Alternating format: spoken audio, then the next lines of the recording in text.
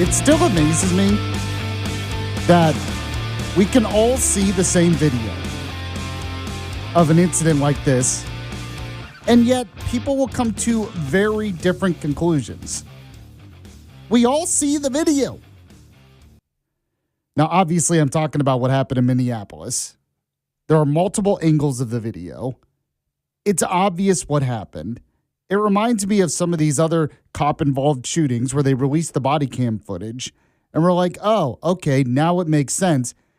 And yet you'll have other people, Democrats, lefties, who will see the same video and come up with a completely different conclusion. Now, most of them are just, they're either lying to themselves or lying to us, or maybe both. But yes, we'll talk about this. We got the reaction from Trump as well, and much more when it comes to the fact that ICE had to defend themselves against a woman in a car in Minneapolis. You're listening to the Yaffee program. This is the show where you can count on the latest news, the important guests, and the best analysis, all for your morning commute here on News Talk 770 AM, 92.5 FM, WVNN. Joining me on the show, as he does every Thursday right now, is Christopher Reed. He is host of The Daily Controversy. You can check out his show at thedailycontroversy.com or his podcast, anywhere podcasts are available. Chris, how are you today, sir? I'm doing great. You know, it's like, I agree with everything you said. Just watching what ICE has to go through every day. And then, that same guy, by the way, which you didn't mention, he had been dragged a couple months ago because some protester nearly killed him. And then this lady, like we've all seen the video, she hit him with the car first before he fired a shot. And I've seen it 100 different angles. The FBI is going to confirm all that. And I guess it's a sad situation, but like it's the most easily preventable thing in the world. Like if you don't want to get killed by a federal agent, don't try to kill them with your car. And by the way, 1/3 of all officer deaths and injuries are because of getting hit by cars. In 2025, that number is actually up. So cars are deadly weapons. You can kill someone much more effectively by going with a car at a certain speed than even shooting them. A lot of people survive shooting injuries. If you get hit by a car at a high speed, your likelihood of survival is nearly zero. So I think ICE did what he was supposed to do, and I'm just so angry because the mayor and the governor is knowingly lying about it, and there's probably going to be more riots and all this other stuff. But it just kind of shows that, the leaders in the Democratic Party, at least the left-wing base, are just really sick and evil people. I mean, they just want to see more and more of this, and it's frustrating because I think it was them that convinced this 37-year-old lady that, yeah, I'm going to go and try to harm ICE agents and everything will be fine. Well, it's not going to be fine, and it's a sad reality, but I really hope that Trump buckles down, because if you let up any of these people, it's going to be 2020 summer all over. And I'm definitely worried about that because you're talking about Minneapolis. And I'm going to play the audio a little bit later on of some of the reaction from those Minnesota leaders, because you're right. I don't know how to describe it other than just evil. They're lying. It's dangerous. It's irresponsible. Now, I did want to read what Trump said as well. You had mentioned Trump there. President Trump posted this on Truth Social. Said, I've just viewed the clip of the event, which took place in Minneapolis, Minnesota. It is a horrible thing to watch. The woman screaming was obviously a professional agitator, and the woman driving the car was very disorderly, obstructing and resisting, who then violently, willfully, and viciously ran over the ICE officer, who seems to have shot her in self-defense. Based on the attached clip, it is hard to believe he is alive, but is now recovering in the hospital. The situation is being studied in its entirety, but the reason these incidents are happening is because the radical left is threatening, assaulting, and targeting our law enforcement officers and ICE agents on a daily basis. They are just trying to do the job of making America safe. We need to stand by and protect our law enforcement officers from this radical left movement of violence and hate. So what do you think of Trump's comments? I mean, it's the most common sense thing that Trump ever said. I mean, it just makes perfect sense. Look, we had a 20% reduction in murder in 2025. It's the largest single year reduction. And it's almost exclusively because we deported over 400,000 illegal immigrants with criminal records, including tens of thousands with violent assaults, rape, and murder convictions or allegations. Trump is actually making places safe. DC is incredibly safe. You can walk down the streets of DC. Memphis is getting incredibly. Memphis was a war zone. It's completely changed. Trump is providing a better economy. He's making things safer. And you know what we're not hearing as much about? We're not hearing as much about these MS-13 gang members murdering these innocent children, or the women that were brutally murdered all over the country. And the reason that's happening is because of what they're doing in Minneapolis. They just arrested a murderer, several child sex traffickers, and I think 15 other people that had criminal records in Minneapolis alone over the last few weeks. I mean, they are taking out the worst of the worst. And the 37-year-old lady, was trying to kill an ICE agent who was trying to protect her own community, although she's not really from there. I think the car is registered in Missouri. That's a whole other thing. But that's the frustrating thing. So everything Trump says is true, but if we're so hyper divided that Democrats are only going to see things a certain way, but I think Republicans and independents view this as positive for it. Like, the officer certainly acted in self-defense. Yeah, nobody's happy that someone got killed here. But it's like you said, it's preventable. And you watch the video, it's obviously self-defense. But, and you brought this up, the reason why what Tim Walz is saying, Jacob Frey is saying, the Minneapolis mayor, why it's so irresponsible and dangerous, is because this woman obviously had it in her head that ICE agents are bad. They're like Gestapo. We should agitate against them. She panics, maybe, I don't know, or really purposefully tries to run over an ICE agent. I mean, where does she get those ideas? Those ideas come from somewhere. And unfortunately, especially in Minneapolis, that seems like they live in that bubble where they really believe this nonsense.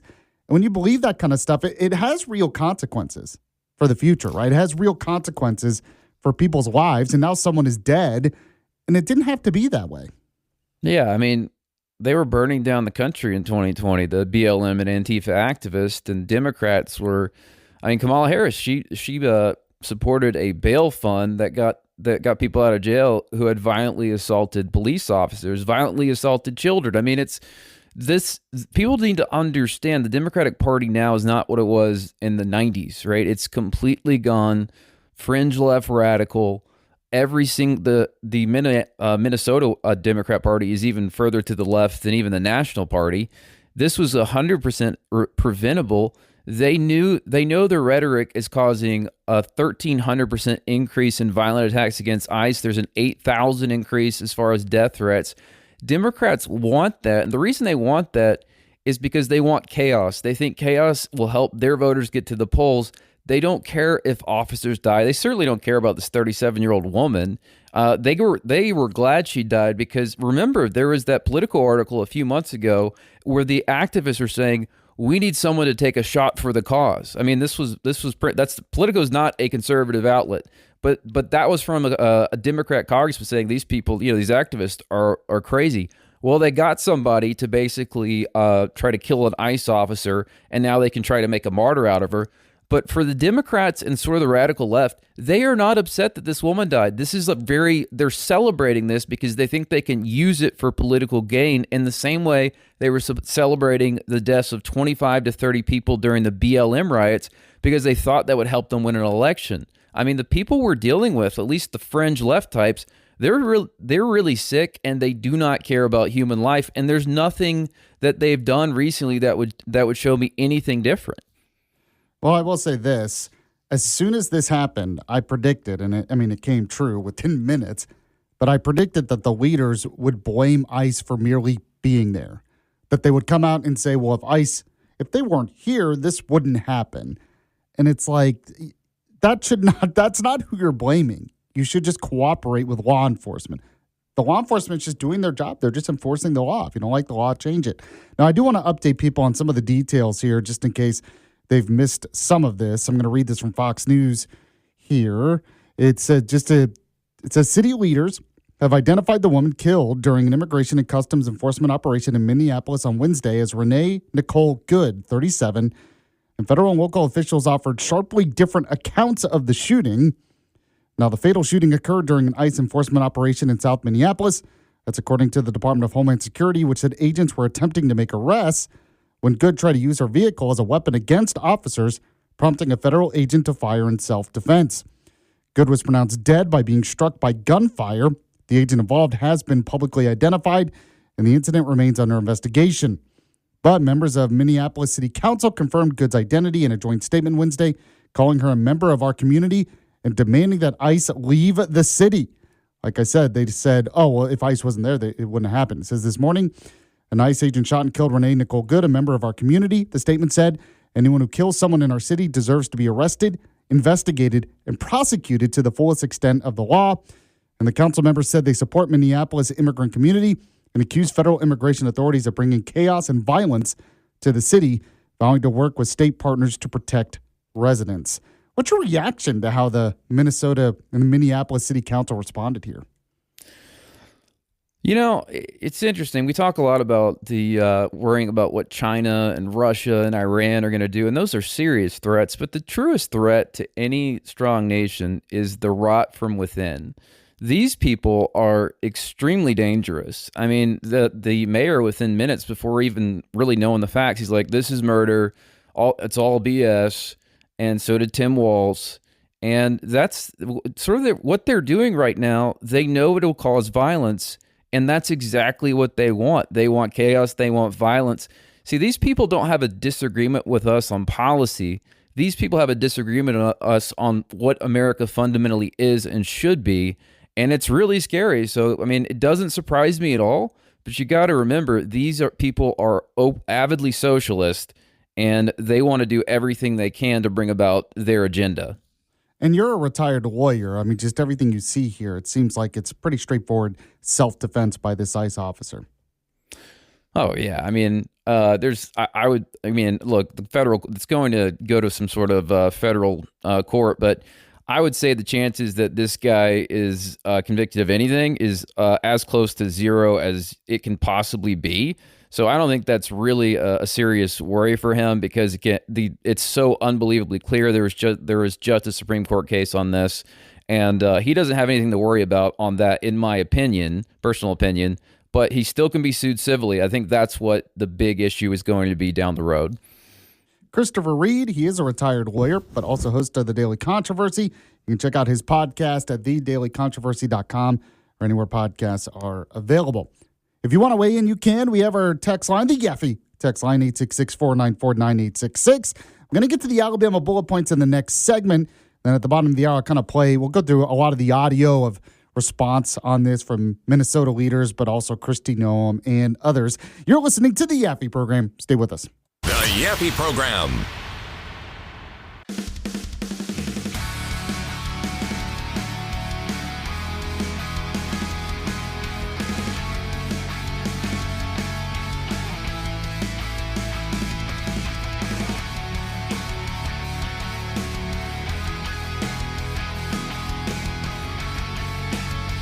We're back here on News Talk 770 AM 92.5 FM WVNN.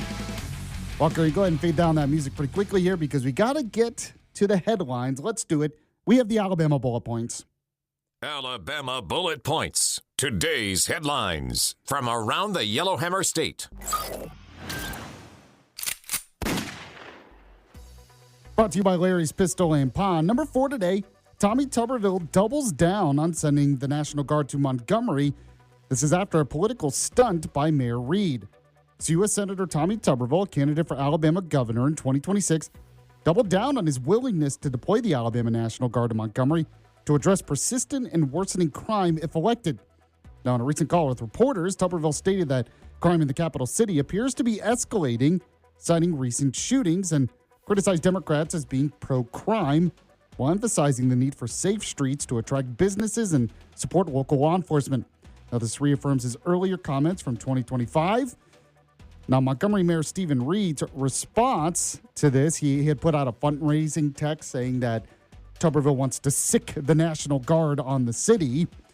But Tuberville says, look, we should expect our cities to be safe, and if that takes the National Guard, so be it.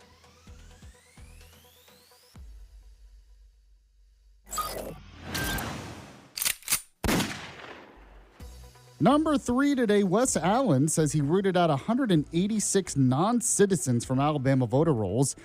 Said 25 of them did vote illegally. So Alabama Secretary of State Wes Allen announced this week that his office identified and removed 186 non-citizens from the state's voter rolls using the U.S. Citizenship and Immigration Services Systematic Alien Verification for Entitlements Program, or the SAVE program. Following a memorandum of understanding with DHS, each flagged individual was given the opportunity to provide proof of U.S. citizenship, and those who failed to do so had their registrations removed. Now, voting history records show that 25 of these non-citizens had illegally cast ballots in Alabama elections. Now, Allen referred all cases to local, state, and federal law enforcement for further action, emphasizing that our elections must be decided by American citizens and only American citizens.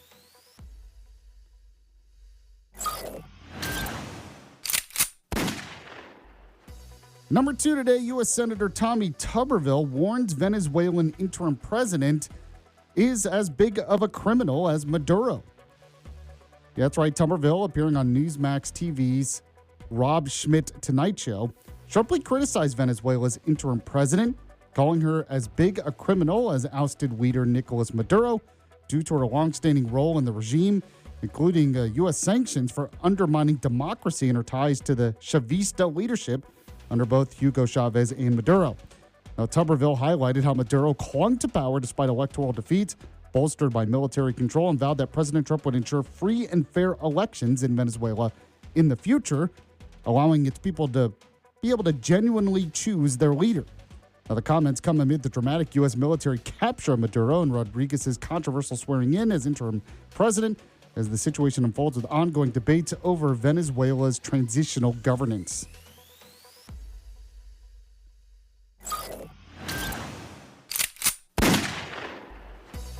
And number 1 today, we have Alabama Republican lawmakers defending ICE after that shooting in Minnesota, including Tuberville bluntly stating that if ICE is violently attacked, they should shoot back.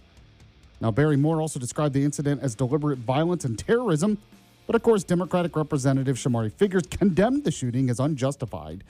So there you go. We're going to talk more about that next with Christopher Reed here on the Yaffee program. Stay with us.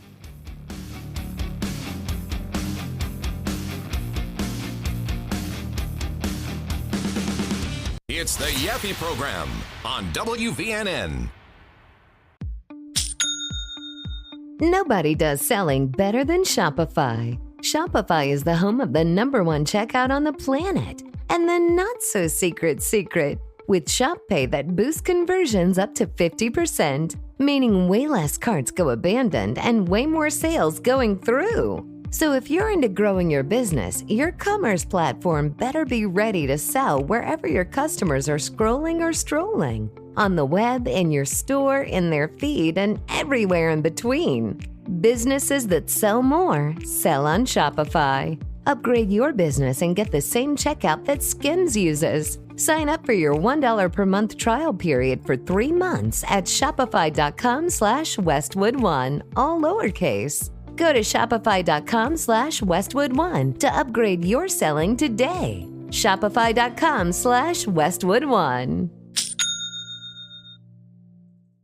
Most people don't realize how much of their personal information is being bought and sold every day. Data brokers are making billions pulling details about you from public records and the internet, then packaging and selling it, usually without your consent. That's how your information lands in the hands of scammers, spammers, and even stalkers. It's why you get endless robocalls and why ads seem to follow you everywhere. That's where Aura comes in. Aura actively removes your data from broker sites and keeps it off. They also instantly alert you if your information shows up in a breach or on the dark web. But Aura goes beyond data protection. With one app, you get a VPN, antivirus, password manager, spam call protection, dark web monitoring, and even up to $5 million in identity theft insurance, all backed by 24/7 US-based fraud support. Other companies might sell just credit monitoring or just a VPN. Aura gives you all of it together at the same price competitors charge for just one service. Start your free trial today at aura.com/secure. Protect yourself now at aura.com/secure.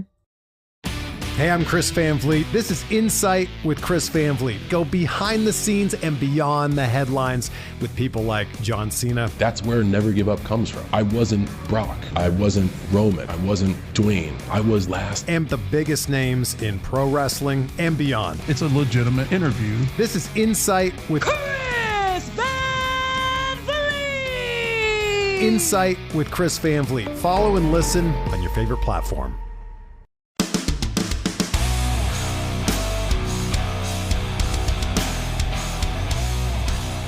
News Talk 770 AM, 92.5 FM, WVNN. This is the Yaffee program. I am Alabama's voice of reason.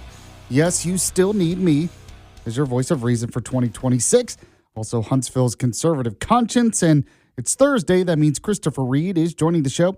He is host of the Daily Controversy. You can listen to his show 8 to 10 p.m. right here on WVNN or go to his website, thedailycontroversy.com. So, Chris, we've been talking about what happened in Minneapolis, where an ICE agent defending himself from a car ended up shooting and killing a 37-year-old woman. I want to go ahead and go through some of the audio here. So, Walker, if you can, let's start with Kristi Noem, Department of Homeland Security Secretary Kristi Noem, commenting on what happened. Play cut one of her for me, Walker. ICE officers were out in an enforcement action. They got stuck in the snow because of the adverse weather that is in Minneapolis. They were attempting to push out their vehicle, and a woman attacked them and those surrounding them and attempted to run them over and ram them with her vehicle. These vehicle rammings are domestic acts of terrorism. We're working with the Department of Justice to prosecute them as such. We will continue to protect our ICE officers and in cooperation with other law enforcement agencies as well. An officer of ours acted quickly and defensively shot to protect himself and the people around him. And my understanding is that she was hit and is deceased. We're continuing to gather more information. Those individuals that are in leadership positions in these sanctuary jurisdictions need to work with us to make sure that every single person that's out there enforcing the law can be safe, but also so that all of our citizens can continue to be safe too. Domestic acts of terrorism like this will not stand. So, Chris, she makes a good point at the end there. A lot of this is preventable if people cooperate, but it's also preventable if local officials just work with ICE. A lot of the stuff that's going on, they wouldn't even have to surge federal agents if local police, local officials actually, try to help and work with ICE in the first place, right? Yeah, I mean, the concept of sanctuary cities is so ridiculous. What if the Huntsville mayor decided, you know what, we're going to have a sanctuary city from the IRS, and nobody in Huntsville has to pay income tax? Well, that's federal law in the same way immigration is federal law. Oh, and we're not going to use our police or do anything to enforce this. Well, you just have chaos because nobody would be paying their taxes if every state and locality was saying, we're not going to do anything. There just aren't enough people to enforce it. And that's what we've been allowing since the 70s with these sanctuary cities. It's like you can just ignore immigration law. I'm like, no, you can't. It's federal law. And there was a court ruling on this, and I think it needs to be overturned. But what really needs to happen is that if you're going to let states do this, I'm like, that's fine. You can be a sanctuary city. You get $0 federal dollars for anything. We are not giving you a dime. We are going to withhold all benefits. You can figure out what to do with your roads and bridges and everything else because we are backing out. You're getting nothing. Because I think that's the only way to get these cities and states to stop doing this because, there's been hundreds of thousands of people killed by illegal immigrants, fentanyl, all this other stuff over the last few years. This is 100% preventable. And we see case after case where somebody is let go from a sanctuary city jurisdiction. This happened in Virginia. The next day, that person brutally murders someone, and there's literally hundreds of deaths. And not one time have the Democrats, whenever they released the violent felon who went out and killed someone the next day, have they apologized or really showed, I think, any kind of sympathy for the victims. They truly just don't care. But yes, this has to stop, and all of this is avoidable. But the problem is not just Tim Walz and the mayor. The problem is that you got people in Minnesota that keep electing these communist Democrats. So, yeah, the leaders are terrible, but let's be true. The voters want this, and these are the kind of people they consistently elect in these cities, and so that's also on them. Oh, yeah, that's true, although they can elect these people, but that doesn't change federal law. So you're right. It would be Huntsville mayor says, okay, sanctuary for guns, no gun laws, sanctuary for taxes. Yeah, that's a really good point. It's a really good point. Go ahead and play Christy Noam Cut 2 for me. ICE agents repeatedly ordered her to get out of the car and to stop obstructing law enforcement, but she refused to obey their commands. She then proceeded to weaponize her vehicle. The ICE officer, fearing for his life and the other officers around him and the safety of the public, fired defensive shots. He used his training to save his own life and that of his colleagues. He was treated at a local hospital, has been released, and is now with family. A mob of agitators that were harassing them all day began blocking them in, shouting at them, and impeding law enforcement operations. ICE officers and agents approached the vehicle of the individual in question, who was blocking the officers in with her vehicle, and she had been stalking and impeding their work all throughout the day. So, that last part's kind of interesting. Most of the video, you just see the end of it. But according to her, apparently this was a professional agitator, so to speak, who was getting in the way all day. So it did kind of escalate to this point. It wasn't just that they just randomly shot this random person who happened to be in the area. Apparently this was going on for a while. Yeah, I mean, this is common. Actually, it's the interesting thing is there's these people that I think we're going to investigate this, but they get paid to continually harass and stalk the ICE agents. And they're trying to do it because they're trying to make the ICE agents' lives miserable. And they do it over and over. And what we saw and a lot of people don't remember this, but we saw in Chicago is that they boxed in ICE agents, right? And when you're boxed in and when you can't get your car out and there's 500 people around you, it's very likely those people are going to kill you. So the danger if you're boxed in these situations where you got a crowd of hundreds of people who are highly violent, they've been attacked all that day. If you're not able to get out of that situation when you don't have the National Guard around you, it's life-threatening. So if this lady would have continued to block them in and then the crowd comes behind them, they could have been beaten to death. And I can give you about 100 examples of when that happened. It's actually what she was doing is a strategy they trained them to do, block them in, and that way the mob can go ahead and surround them, and it makes ICE basically unable to do anything, because even if you got guns and all kinds of stuff like that, if there's 500 people coming at you from all sides and you're 10 people, you're in a lot of trouble. And that's also what's going through the ICE agent's mind whenever they're not able to get away from the situation. Yeah, one person who agrees with you on that is Senator Tommy Tuberville. Go ahead, Walker, play a Tuberville Cut 1 for me. All they got to have to do is come out and say, listen to the police, go by the law, and stay off the streets and let them do their job. But they are inciting all this rioting and the pushing and the pointing fingers and throwing rocks at ICE agents. I mean, yes, they are definitely inciting a lot of these problems. But of course, you want to talk about incitement. The leaders in Minneapolis, the leaders in Minnesota, if this is an incitement, man, it's walking right up to the line of incitement of actions against ICE. So we got to start with Jacob Frey, who is the Minneapolis mayor, and his comments. This is beyond irresponsible. It's dangerous. Go and play Jacob Frey for me. A 37-year-old woman is dead and that she was shot by ICE. They are already trying to spin this as an action of self-defense. Having seen the video of myself, I want to tell everybody directly, that is get the out of Minneapolis. We do not want you here. What they are doing is causing chaos and distrust. They're ripping families apart. They're sowing chaos on our streets. And in this case, quite literally killing people. What's your reaction? He says that it wasn't self-defense. He's cussing. Says, get the F out. He says they're literally killing people. I mean, if this is not incitement, it's right up against that line, Chris. This is the mayor that let his police station burn down. When the police wanted to defend it, he just let it burn down. And he also, whenever the trans activists murdered those Christian school children, he came out and was very worried about the trans community. He didn't really give a crap about the dead children. So yeah, this mayor is pretty well known for being a communist activist. He knows that the thing is, he knows he's lying, but he realizes that he wants to advance in the Democratic Party, and the only way to do that is to outflank everyone on the left. So he doesn't care that he's putting the life of this ICE agent and this ICE agent's family in jeopardy, nor does he care about the other federal agents that life will be in jeopardy. He sees this as an ability for him to move politically. And it's ridiculous because, like you said, any objective person, you don't have to be a Republican. If you just watched the video and you knew nothing about the situation, you'd be like, okay, that guy was defending himself.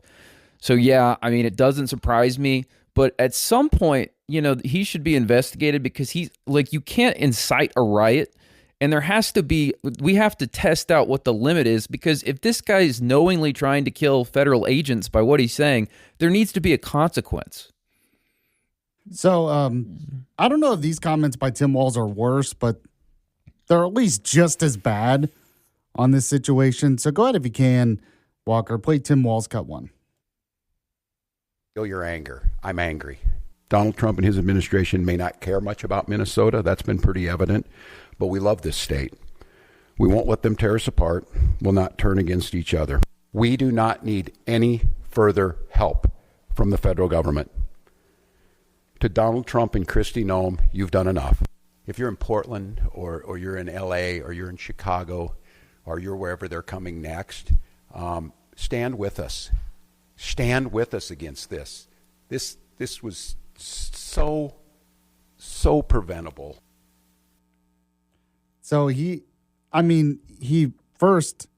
saying we're angry. So that's almost incitement. Then he says, stand with us against this. It's just so preventable. Now, it gets even worse than that, Chris. Believe it or not, if you could even believe it could get worse. But go ahead, Walker. Play cut 2 of Tim Walz.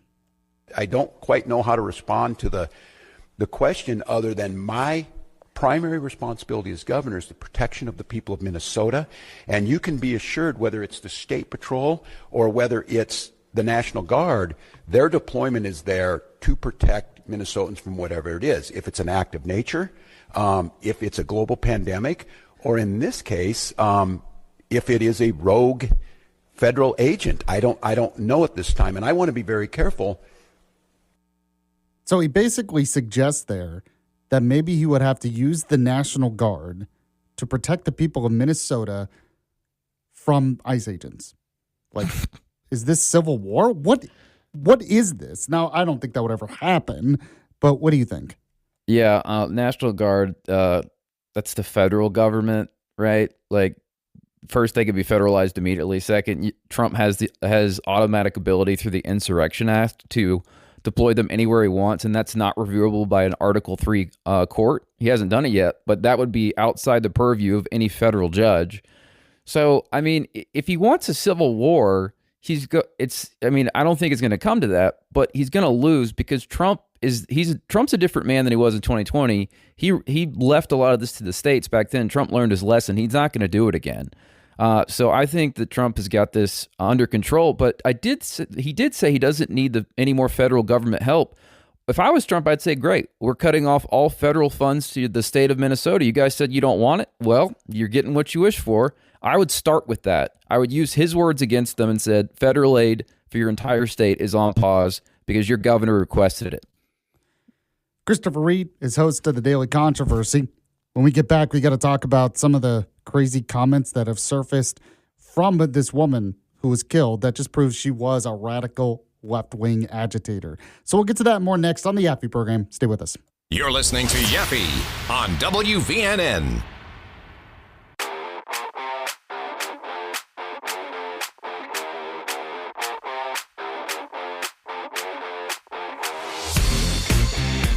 Welcome back to the Yaffee program. News Talk 770 AM 92.5 FM WVNN. Glad you've joined the show today. Glad Christopher Reed is here as well. He's host of the Daily Controversy. You can listen to his show 8 to 10 p.m. on WVNN. So, Chris, you were the one who first pointed this out to me. I know Dale Jackson read some of it earlier during his show.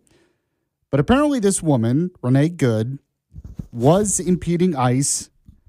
She apparently, though, I mean, it shouldn't be surprising that she was trying to impede ICE because apparently she's a left-wing nut job. At least some of her past stuff has surfaced, including a poem, I guess. What do we know about her? Well, she's a radical LGBTQ activist. You can see it in her bio. Her poem, which I don't think I can't read it on. I can't read it on air. I'm just going to say that. But it's about really mocking the Bible and saying, like, doing these horrible, disgusting things to the Word of God, and it's just it's messed up. I mean, I think she was married, and then I think her husband died in 2023, and then she I guess became a lesbian and then married this woman, and I think they bought the car in Missouri, but she has a very, very far left activist past, and while she was trying to kill the federal agent, her, I guess, wife, quote unquote, was recording all this. And again, it's just, it really is a sad thing to see this, but this woman was so brainwashed into sort of leftist ideology that, she really, was willing to do whatever it took, including putting her own life at risk and never getting to see her children again because she was so committed to, Marxism. It really is sad, but her past is really, really messed up. Yeah, it seems like it. It's really sad in general because no one is glad she is dead. She doesn't have to be dead.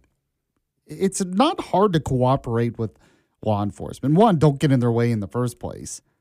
But two, if she just wasn't there, wasn't trying to get in the way, just cooperated, she'd still be alive today. And there are so many situations like this, right? Where we see the video and it's like, what is so hard? But I guess if you've basically been brainwashed into left-wing ideology that the cops are bad or that ICE is evil, then of course you're not going to cooperate.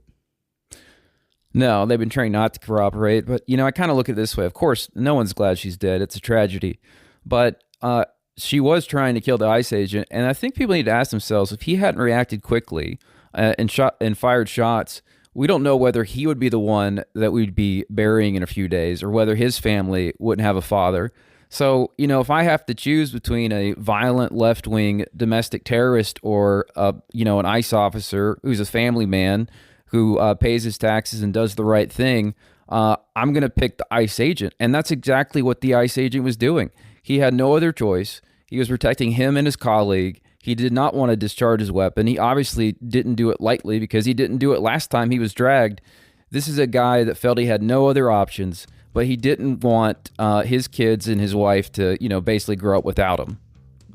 Yeah, I think you're exactly right. So if you have any comments on that, I do see some people weighing in on the text line on this. We'll get to those texts later. Also, I have to talk about the latest in Venezuela. I've not heard from Chris yet on that whole issue, and there's some new developments on this today. So we'll get to that and more on the Yaffee program. Stay with us.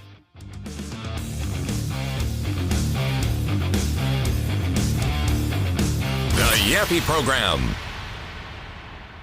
Most people don't realize how much of their personal information is being bought and sold every day. Data brokers are making billions, pulling details about you from public records and the internet, then packaging and selling it, usually without your consent. That's how your information lands in the hands of scammers, spammers, even stalkers. It's why you get endless robocalls and why ads seem to follow you everywhere. That's where Aura comes in. Aura actively removes your data from broker sites and keeps it off. They also instantly alert you if your information shows up in a breach or on the dark web. But Aura goes beyond data protection. With one app, you get a VPN, antivirus, password manager, spam call protection, dark web monitoring, and even up to $5 million in identity theft insurance, all backed by 24/7 US-based fraud support. Other companies might sell just credit monitoring or just a VPN. Aura gives you all of it together at the same price competitors charge for just one service. Start your free trial today at aura.com/secure. Protect yourself now at aura.com/secure. The Inside of You podcast. You're listening to Inside of You with Michael Rosenbaum. Our guest today, William H. Macy. A lot of my career has been making unsavory characters kind of appealing. Allison Mack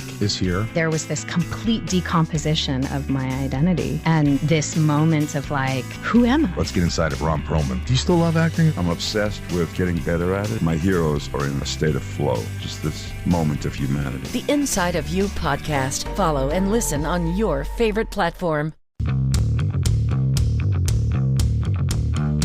The Yaffee Program on WVNN. So before we move on to the issues in Venezuela, after the strike that happened there, the capture of Maduro, the arrest, he is now in prison. It all seems good to me. I did want to get to some of your text messages here real quick, and you can always weigh in on the Yaffee text line, 866-494-9866. We were talking about the fact that an ICE agent had to shoot a woman in self-defense as she almost actually hit one of the ICE agents with her car. One person said this, Jonathan on the text line said, all she had to do was stay home, care for her child, or go to work, which is true. I mean, that's a good point. Another person said basically the same thing.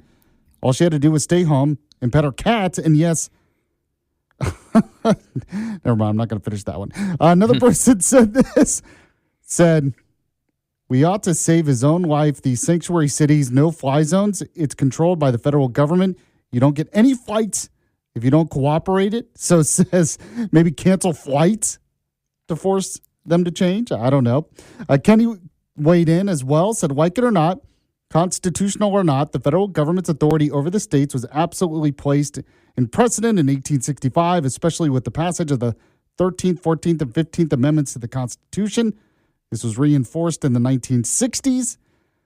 This person goes pretty deep here. But even beyond that, you don't even have to look at that. Just look at the fact that when it comes to immigration, that is under the federal government's purview, and the states can't go against that. You are listening to the Yaffee Program. This is the show where you can count on the latest news, the important guests, and the best analysis, all for your morning commute. Here on News Talk 770 AM 92.5 FM WVNN. Joining me, as he does every Thursday, is Christopher Reed. He is host of The Daily Controversy. Check out his show right here on WVNN, 8 to 10 p.m. And Chris, I have not spoken with you since Trump ordered the strike in Venezuela, where they captured the dictator Maduro, brought him back to the U.S. He is now in prison in New York, facing justice. What do you think about that strike? I mean, the military part of it, but also just the implications of it. Oh, I love it. You know, we used to have the Monroe Doctrine, meaning we took care of our own hemisphere. We neglected that to fight these wars in the Middle East, which cost trillions of dollars, and we lost thousands of Americans. And we really didn't have anything economically to show for that. Now, what Trump is trying to do in Venezuela is, first, we don't want China and Russia to have a foothold in Venezuela, which has $303 billion billion barrels of oil. It has 6 times the oil reserves in the United States, and we're a huge oil producer, right? And they also have rare earth minerals, which we absolutely need because we're having to make these deals with China because they have so many things that we have to get, and we've got to get those from different sources. Also, we do not want to have socialist dictators in our backyard. The Cubans were helping this guy, the Chinese communists, Russians, the Iranians, Hezbollah was there. Trump was just tired of it. Plus, you know, there was over $20 billion in private property that Americans invested in that oil industry, and it was stolen by Chavez, and then Maduro kept it going. And Trump's just saying, no, this isn't going to happen. We're not allowing this. We also lost 500,000 people over the last several years to narco trafficking, whether it was fentanyl, cocaine, heroin. And so everything Trump did was masterful. Now, the people don't understand that Venezuela is not Iraq, right? Venezuela is a traditionally Catholic country. They had democracy laws. They were extremely wealthy for many, many decades. So it's actually relatively easy to get countries like that who were formerly socialist to go back to free. We've seen this in Poland. We saw it in Hungary. Look at all of Eastern Europe. Those countries transitioned successfully from a socialist government to a free market government, and they're all doing spectacular. And it didn't take long once the Soviet Union fell for them to do that, and there was no need for an endless war. So I think what he did is great, and I think all the people are like, well, I don't know what he's going to do. It's like Trump has done everything perfect on foreign policy. We got rid of Iran's nuclear facilities in 36 hours with not a single boot on the ground. He was able to negotiate 8 major peace deals, And I think he knows what he's doing here. And if the Venezuelans don't comply with our demands, we're blocking everything from getting to them. Half of their economy is run by oil. They're not going to get a dollar out without us. They're also not going to get anything in. And we got 20,000 of the most well-trained soldiers in America's military right outside their door. So they're going to do what we tell them to do, or Trump's going to do a lot worse to them than what he did to Maduro. So I think this is spectacular. America is an empire. We should embrace it, and we have to embrace it if we want to continue being an empire over the next 250 years. So I tend to agree with you. You know, there are some on our side who have become much more isolationist. They're worried this is going to be kind of like it was in Iraq, nation building. It doesn't seem that way. And I've never been one to think, oh, by the way, I forgot to mention, it's the Don Roe doctrine. That's what they're calling it. Yeah, that's right. So the Monroe, I love that. The Don Roe doctrine. But it's true, we cannot just hide from the rest of the world. I think we do need a robust presence in parts of the world. We need a robust military, and we need a robust foreign policy.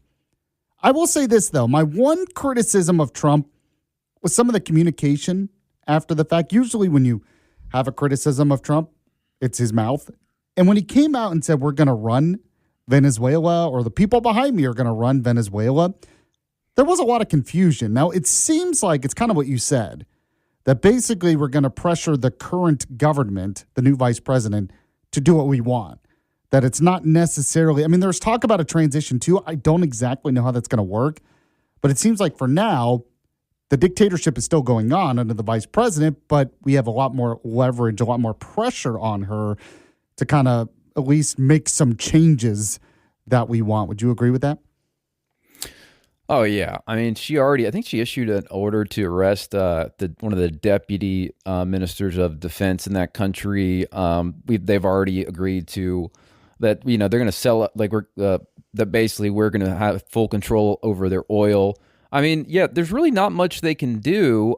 It's going to take a little bit of time to transition them to back to a democratic republic, and we can't just arrest everybody that's in the government now, because we want the buses to run on time, we want the trains to work, we want the trash to get taken out. That's what we did wrong in Iraq. So the way Trump's doing it is brilliant, and it's putting incredibly low risk on our military, but it's having the exact same effect, because basically these people are not going to get paid or get access to food unless they comply with us. So we have the same effect as having a military there, except we get to do it without risk to our troops. So yeah, this is great. I'm not even concerned about it. There's going to be ups and downs, but there really is no other options for these Venezuelans in leadership. They're either going to comply with us or they're literally going to die. And Trump, I'm not just saying that, Trump literally told them that. So I think this will be a smooth transition overall, and America is going to be way more prosperous and safe because of it. Now, there's been a lot of talk about oil, which to me, oil is a part of national security. It's definitely part of national security when they were selling it to Russia and China, and they were doing it at discounted rates, which affects the market. But Marco Rubio, who is Secretary of State, and I don't know, is he the king of Venezuela now? Secretary of State, National Security Advisor, king of Venezuela. Maybe he'll be take over Cuba soon. But anyway, he was asked about this. Go ahead if you can, Walker. Play the Marco Rubio cut for me. Step one is the stabilization of the country. We don't want it descending into chaos. Part of that stabilization, and the reason why we understand and believe that we have the strongest leverage possible, is our quarantine. As you've seen today, 2 more ships were seized. We are in the midst right now and, in fact, about to execute on a deal to take all the oil. They have oil that is stuck in Venezuela. They can't move it because of our quarantine and because it's sanctioned. We are going to take between 30 and 50 million barrels of oil. We're going to sell it in the marketplace at market rates, not at the discounts Venezuela was getting. That money will then be handled in such a way that we will control how it is dispersed in a way that benefits the Venezuelan people, not corruption, not the regime. So we have a lot of leverage to move on the stabilization front. The second phase will be a phase that we call recovery, and that is ensuring that American, Western, and other companies have access to the Venezuelan market in a way that's fair. Also, at the same time, begin to create the process of reconciliation nationally within Venezuela so that the opposition forces can be amnestied and released and from prisons or brought back to the country and begin to rebuild civil society. And then the third phase, of course, will be one of transition. Some of this will overlap. I've described this to them in great detail. We'll have more detail in the days to follow. So what are your thoughts, Chris? Yeah, I mean, Rubio is the best Secretary of State we've ever had. I mean, I don't think there's ever been one that's been better. I don't think we'll ever have somebody that is better.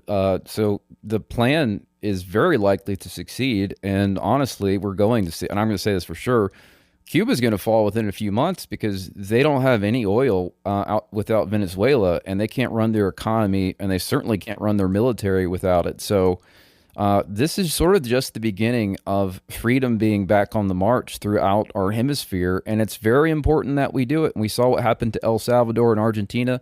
Those countries were completely failed, and now they're succeeding beyond people's wildest dreams. They've got great economy. It's safe, and we can bring that kind of prosperity to South America, but we are going to benefit from it, which is exactly why Trump is so blunt. Yeah, it's about America first, but when America benefits, those countries do very well too. And that's why, he's such a great leader, because he knows how to close those deals. Christopher Reed is host of The Daily Controversy. We'll talk more about this throughout the show. There are a lot of other details to this story that we'll get to. We'll get your reaction as well on the Yaffee text line, 866-494-9866. All right, we'll be back in a moment on the Yaffee program. It's the Yaffee program on WVNN.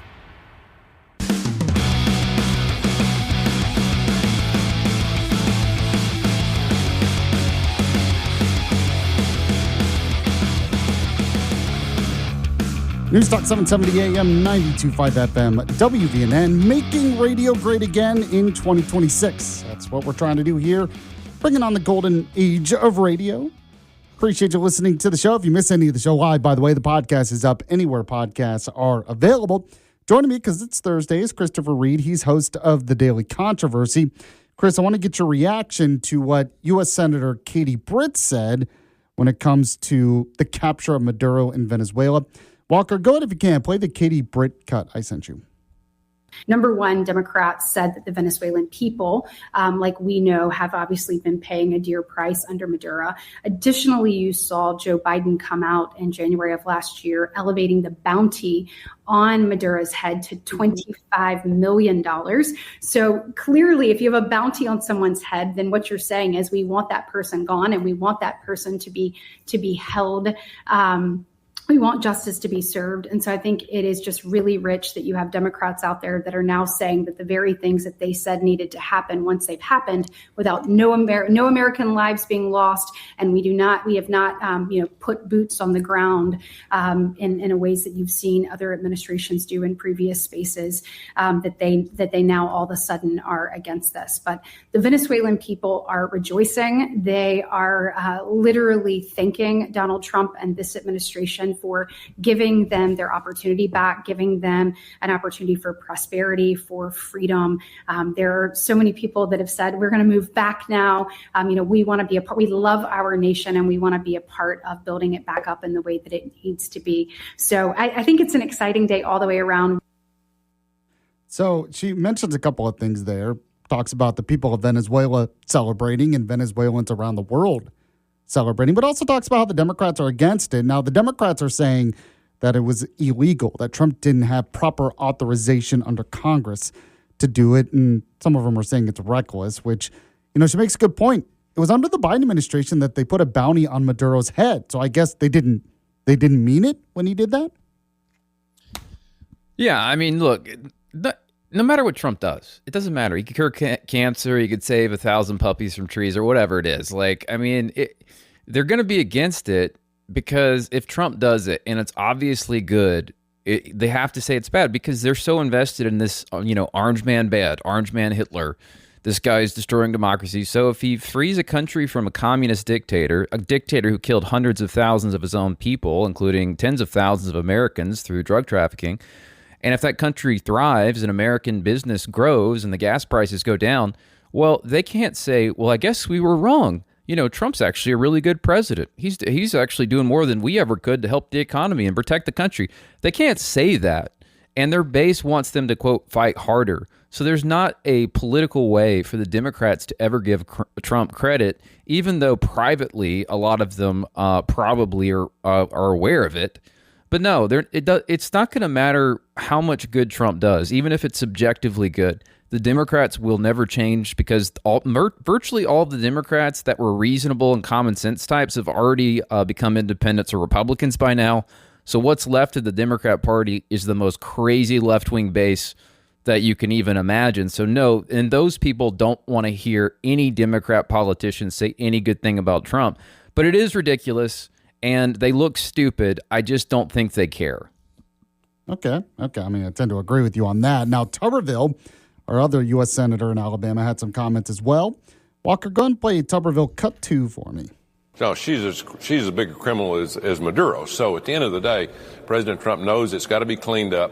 I don't know how it's going to happen, but he'll make sure that there's a free and fair election and let the people of Venezuela pick their president. Yeah. That's what they did last time, but this dictator, Maduro, wouldn't leave. Yeah. So he said, hey, I'm staying here. I've got control. I've got control of the military. And when you control the military of any country, you control that country. And that especially is the case when you're involved in Central America.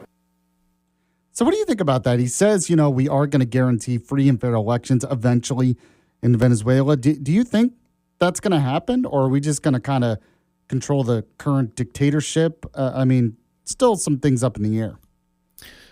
Well, they had elections last year. I mean, 70% of the people voted against Maduro. So so they have the system set up. We just have to have people overseeing it. Like, that's not that hard. I mean, So yeah, we're going to have elections, but the communists, like 70% of the country, don't want socialism anyway. So we'll have to do it in a way that's not like immediate, so there's not like a civil war. But yeah, we'll have elections, and the socialists will be gone, and they'll probably be given a chance to maybe go to Russia or China or whatever, so they don't have to worry about reprisals. But the election side of it shouldn't be an issue. Whether or not it's going to happen within 6 months or a year and a half, I'm not sure. But they have to, because in order for companies to invest in Venezuela, they have to have a stable government, and they have to see that the overall majority of people are in this for a free market society. Well, and yeah, it's true. And it looks like maybe there is a conservative revolution going on in Latin America. We've seen it in Argentina. A lot of other countries are getting sick of the left-wing nonsense. So that'd be good to see. So, but yeah, the question really is when, not if. It seems like the United States wants to help have free elections in Venezuela, but the question is when. All right, we'll be back in a moment on the Yaffee program. Stay with us.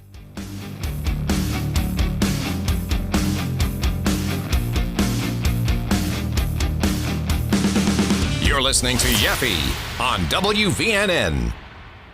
The CJ Pearson Show. I'm CJ Pearson, and I'm the host of The CJ Pearson Show. Every single week, we'll take on the biggest cultural, political, and moral battles in America head on.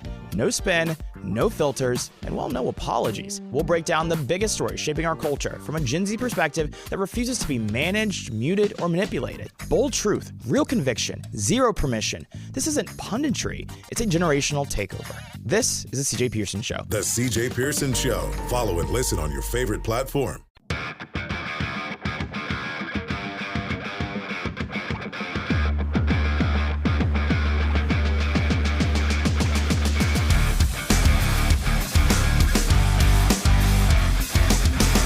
I am on WVNN, News Talk 770 AM 92.5 FM, WVNN. Of course, you can listen online as well, WVNN.com, the iHeartRadio app, the TuneIn Radio app, or any of your smart devices. And check out the podcast anywhere podcasts are available. Christopher Reed joining the show, joins me every Thursday. He is host of The Daily Controversy, and his podcast is available anywhere podcasts are available. So I want to update this. This is from CNBC.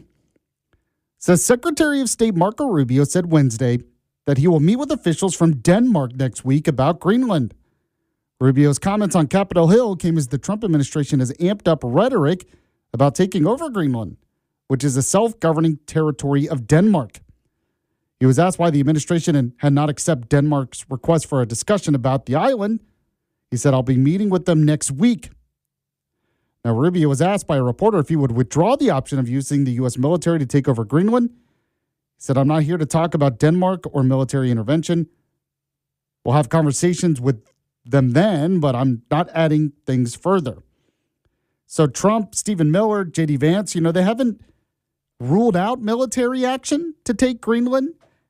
it seems like this is kind of typical Trump negotiation, really ramp things up and then get what you want, which could be to buy Greenland or maybe just get some more assets there. But on this whole Greenland issue, Chris, what do you think about it? Chris, are you there? Yeah, sorry. There's like 50,000 people in the entire country. Like there's no need for we don't need a military to take it. We could literally just go and take it. But I think we want to negotiate with Denmark. I mean, I don't see why we can't come to an understanding. This is in our national interest. It's also in NATO's national interest because there's a lot of issues regarding this is where the missiles from China and Russia may go through. It's very important for natural resources, which we obviously would share with the European Union. So we're not going to take them militarily because Greenland, they don't have a military. They got, again, the size of Greenland is about the size of maybe Auburn. I think Auburn actually has more people in that city, the entire country of Greenland. So I think this is something we could easily work out over the next few months, but we hold all the cards here. And I think what we do with Maduro has not only shown our enemies, but it's really showed our allies that this is a new America. We are here to lead. We are here to do the right thing, and you can work with us or you can work against us, but it's a bad idea to work against us, and I'm pretty sure Denmark's going to get that message. So what about all this talk that, Denmark's a part of NATO, so if we decided to take Greenland, NATO would have to, I guess, go against the U.S., and there's talk about this could split up NATO, and our European allies are very, very worried about this. Should they be that worried? Is a lot of this just overblown? It seems kind of overblown to me, but what do you think?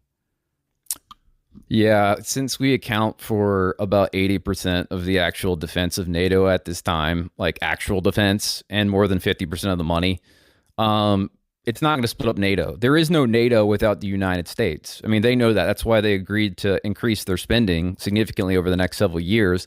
So no, it's not going to split up NATO. Trump's not the first president to want this. There's been several other presidents that want. I think Truman might have wanted this, maybe Eisenhower. There's been other presidents that have kind of toyed with this idea as well. But one of the things people need to understand with the advancements of AI, you have a higher need for energy because it takes extreme energy, but you also have a higher need for these rare earth minerals, which are also in Greenland. So every single conflict in America and the world history, with only a few exceptions, have been a war over resources. And where that resources was land or minerals or energy, that is the reason we have conflict. But there's not going to be a conflict. I would bet 10 million to 1 we're ever going to fire a shot to take Greenland. It's just not going to happen. I think the talking heads on CNN and MS Now are going to say this because they don't have any shame. And they've been saying stuff like this forever. They said the economy is going to have a Great Depression, or Russia colluded with Trump. Like everything they've said over the past 10 years has been false. So, I mean, I guess they just say it because they have to talk about something. But no, you and I both know we're not going to have a military action against Greenland. So just for fun, though, what would military action look like? I was wondering, do we like bomb one of the ice shelves and then it kind of melts and then washes away the opponents and we just take it over?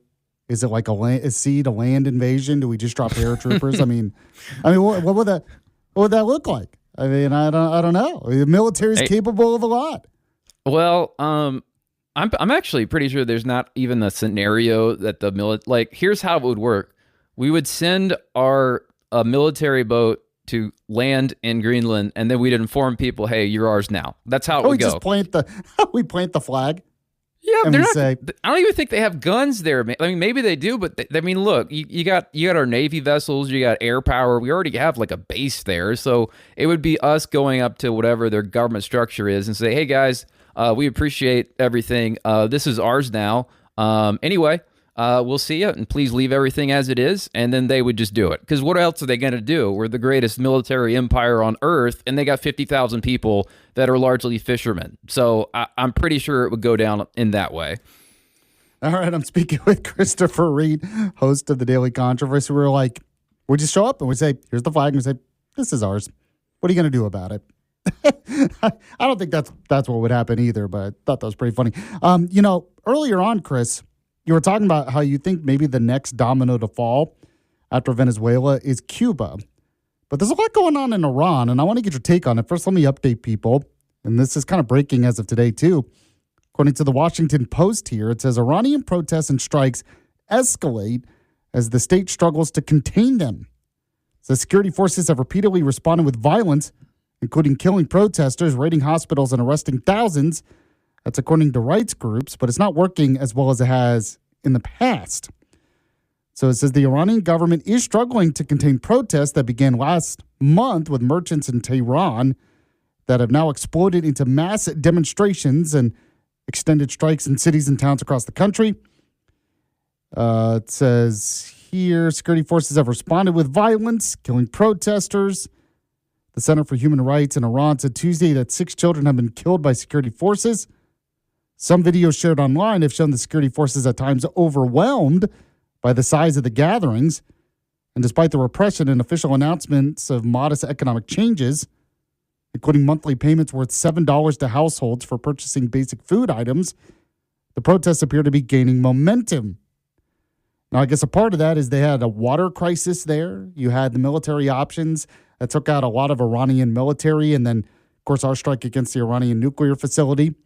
There was a report earlier this week that the Ayatollah has a contingency plan to possibly go to Russia if things really get out of control. I guess there's one protest group that says just bring back the Shah at this point.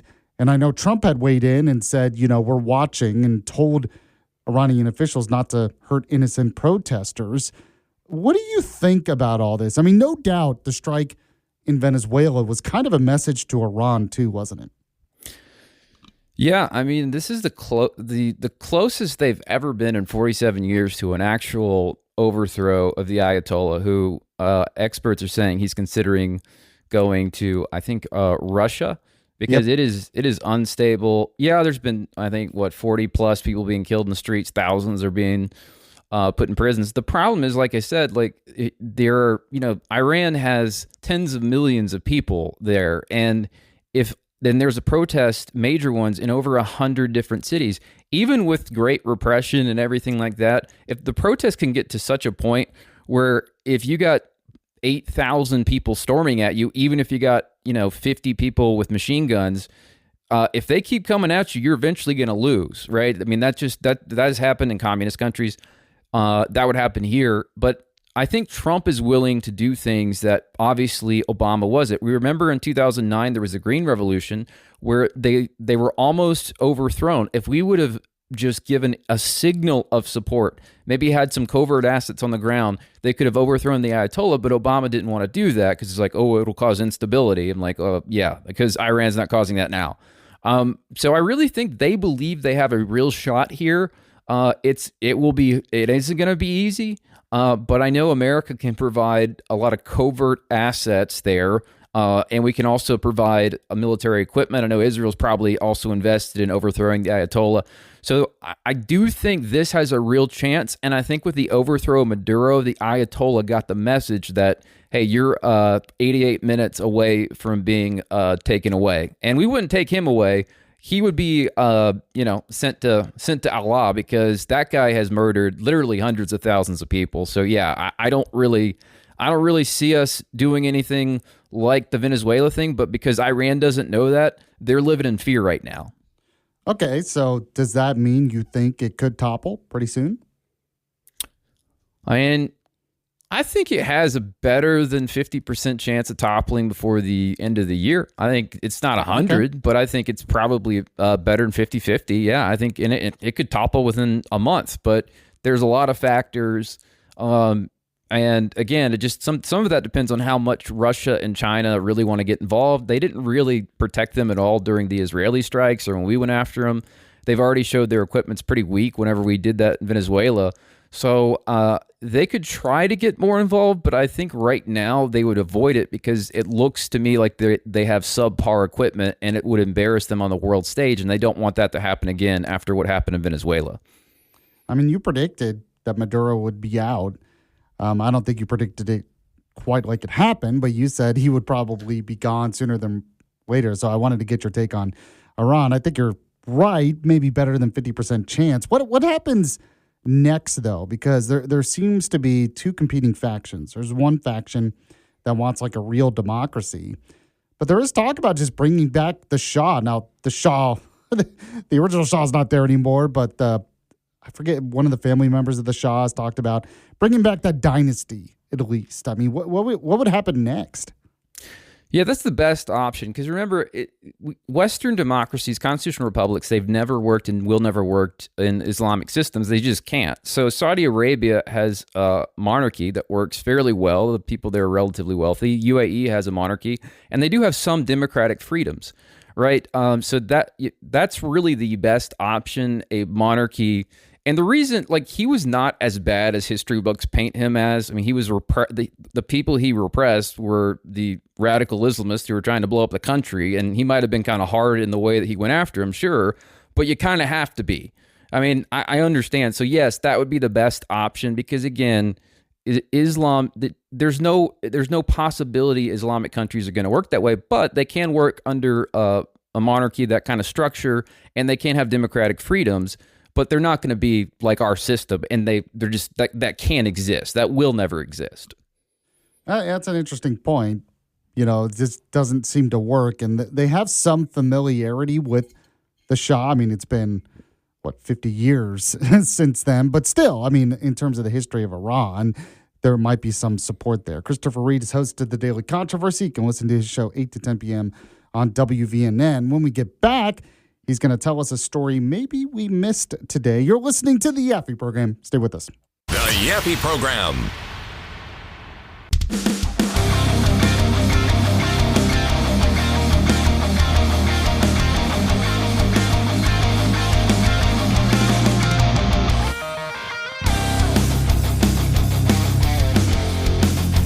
Final segment today of the Yaffee program, but don't forget a great lineup throughout the day. Got the Vince Show coming after this. Right Side Radio, that's on till 5. Mark Levin after that. Then the Daily Controversy, yes, with Christopher Reed, 8 to 10 p.m. Monday to Friday. Chris is here right now. Chris, any stories maybe we missed today? Yeah, I think the big one is the Minnesota fraud because that was all in the news. It was getting around-the-clock news until the leftist domestic terrorists tried to kill the ICE agent. So I think we shouldn't really miss that. We had 4 people that came and testified on Capitol Hill under oath saying that not only Tim Walz know about this, that he benefited from this politically, the $9 billion going to Somali immigrants. It was also came out that 85% of Somali Americans, we're talking citizens here, are on some form of welfare. That's what J.D. Vance said last night. There are investigations going on to Somali fraud in Ohio, Washington State, Maine, and in every one of those locations, the people in the Somali community with any sort of pull are saying, look, if you guys don't defend us, we're not going to show up and vote for the Democrats. I mean, they are being as transactional and tribal as you could ever imagine. And it's, again, this shooting is taken away from that coverage. Now, shootings, sadly, the death of this lady. But we need to really focus on this because the Democrats are trying to talk about this because they don't want to talk about how they've let tens of billions of dollars be fraudulently taken. And it isn't just the Somali population. Fraud is extensive throughout the United States.